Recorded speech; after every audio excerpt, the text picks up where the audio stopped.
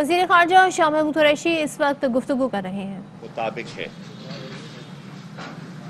بہت سے ایریاز ہیں جہاں ہم پیش رفت کر سکتے ہیں اور اس پہ تذکرہ ہوا۔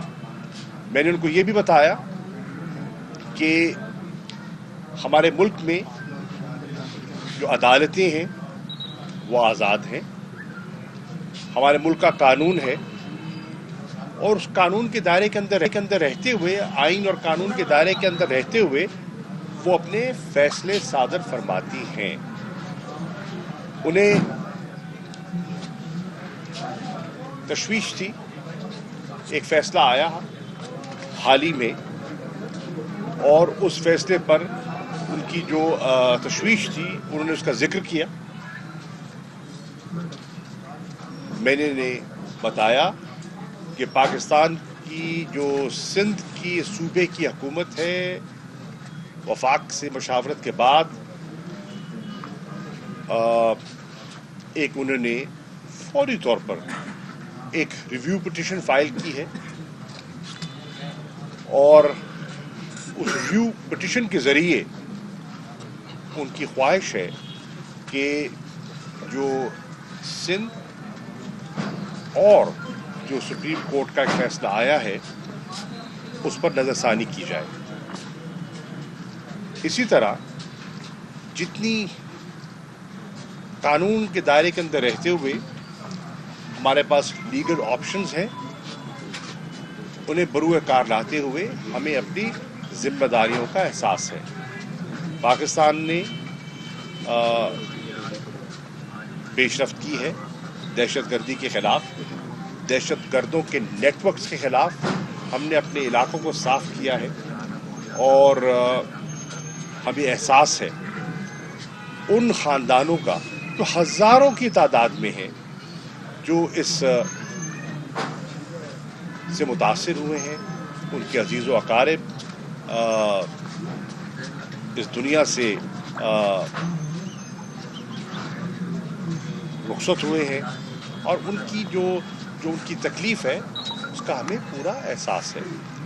ہم نے فیصلہ کیا کہ انشاءاللہ آنے والے دنوں میں مزید گفتگو کے ذریعے اور رابطوں کے ذریعے ہمارا جو ہماری مشترکہ جو ہماری خواہشات ہیں، جہاں ہمارا کنورجنس آف انٹرسٹ ہے، اس کو سامنے رکھتے ہوئے انشاءاللہ ہم آگے بڑھیں گے۔ ہماری خواہش ہے کہ اس خطے میں امن ہو، استحکام ہو اور ہماری ترجیح ہے کہ پاکستان اس کی جو معاشی مشکلات ہیں اس پر ہم غلبہ پائیں، اس ملک میں خوشحالی ہو، اس ملک میں سرمایہ کاری ہو، ہم اپنی اکنامک پارٹنرشپس کو آگے بڑھا سکیں اور ہم ریجنل کنیکٹیوٹی کے ذریعے اس خطے کو زیادہ خوشحال بنا سکیں۔ تو ایک اچھی ایک گفتگو ہوئی اور مجھے امید ہے کہ آئندہ بھی انشاءاللہ موقع ملے گا تبادلہ خیال کا۔ شکریہ۔ طالبان مذاکرات کے حوالے سے سر آپ مزید ہیں پیش رفت یا کردار مزید بہتر طریقے سے دیکھیے، پاکستان اپنا کردار ادا کر چکا اور کر رہا ہے۔ آپ کے علم میں ہے کہ دوحہ میں نشست ہو رہی ہے۔ پہلی بات تو یہ ہے کہ کسی کو یہ شک و شبہ نہ تھا نہ ہے کہ یہ مذاکرات آسان کبھی نہ تھے۔ دو فریق ہیں، وہ آپس میں دست و گرے بان رہے ہیں، اعتماد کا فقدان بھی رہا ہے، لیکن دھیرے دھیرے پیش رفت ہو رہی ہے۔ ایک امن کا معاہدہ ہوا،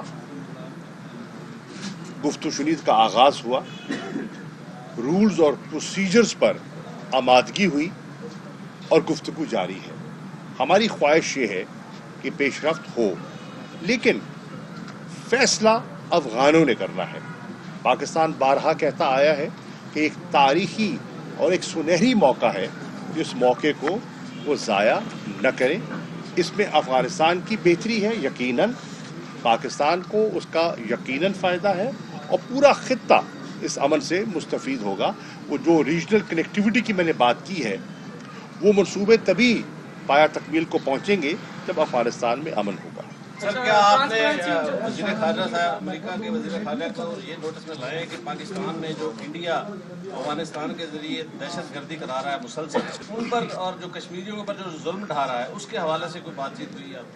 دیکھیے اس پر کل کی ٹیلی فون کال میں تو اس کا ذکر نہیں ہوا، لیکن ان کے ساتھ امریکی حکام کے ساتھ اور ان کی جو نمائندگی کرنے آتے ہیں مختلف حضرات، جس میں امبیسڈر زلمے خلیلزاد بھی ہیں اور صاحبان بھی ہیں، ان کے دیگر سفارتکار ہیں، انہیں پاکستان نے باور کرایا ہے کہ ہندوستان کا جو ایک اسپوائلر کا رول ہے افغانستان میں، اور پاکستان کے اندر جس قسم کی وہ کاروائیاں کر رہا ہے اور کرنا چاہتا ہے اس ملک کو ڈی اسٹیبلائز کرنے کے لیے، اس سے وہ پوری طرح آگاہ ہے۔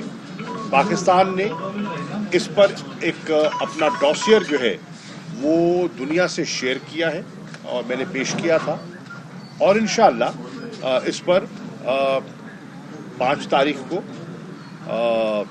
وزیر اعظم پاکستان مزید اس پر اپنا نقطہ نظر پیش کریں گے، اور آنے والے دنوں میں آپ مزید امکانات دیکھیں گے جس سے کہ بھارت کا جو اصلی چہرہ ہے وہ بے نقاب ہوگا۔ اچھا، ٹرانسپیرنسی انٹرنیشنل کی رپورٹ آئی جس میں کہا کہ کرپشن بڑھی ہے، اب اپوزیشن جو ہے اس کو لے کے کہہ رہی ہے کہ یہ سب کچھ سامنے آ گیا، کرپشن بڑھی ہے اور بانڈا پھوٹ ہے، اس پہ کیا کہیں گے؟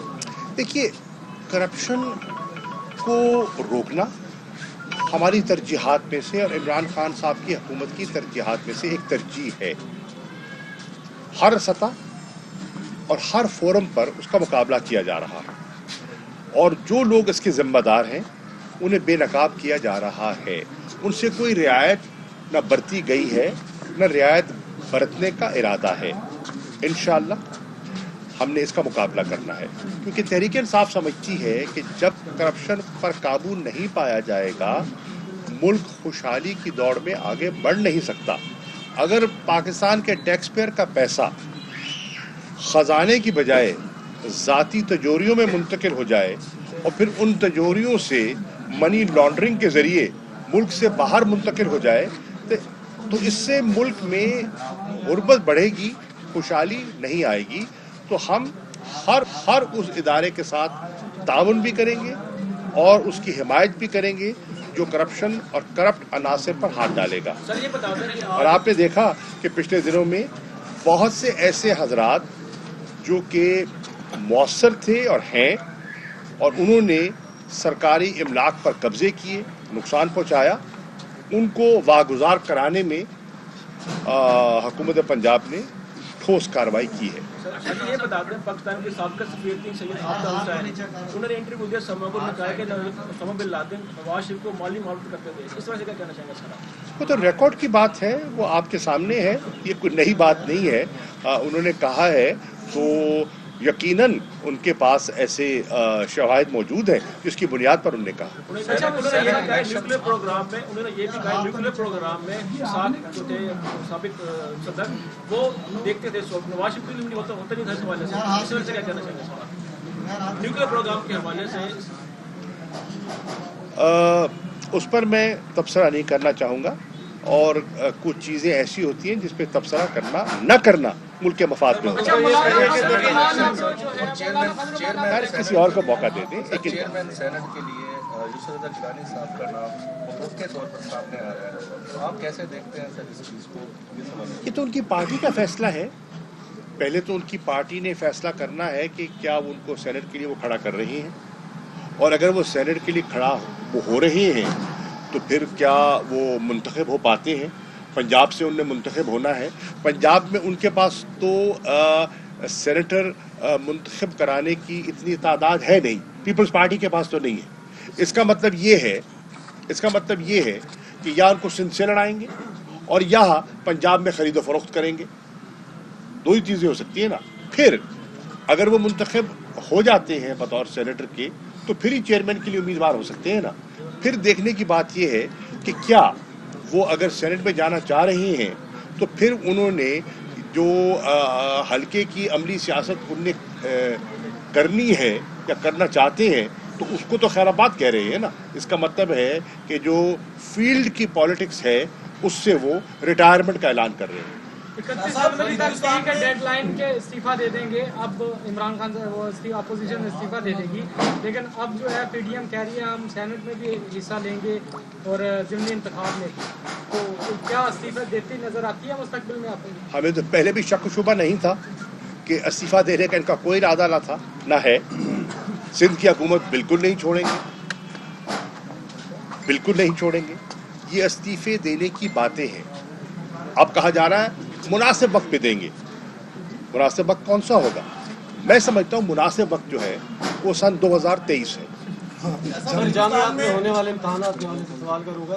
तकरीबन पूरे मुल्क में तमाम सूबों में जामियात में इम्तहानात शुरू हो गए और उस हवाले से उनकी मौक़िफ़ ये था कि जामियात में इम्तहानात के सिलसिले में जामियात डिसाइड सर पिछले साल से कोरोना से लेकर अब तक हज़ारों फैमिलीज मुतासर हुए जिन्होंने अपने बच्चों को वहाँ जामियात में यहाँ या दूसरे सूबों में दाखिल कराया था।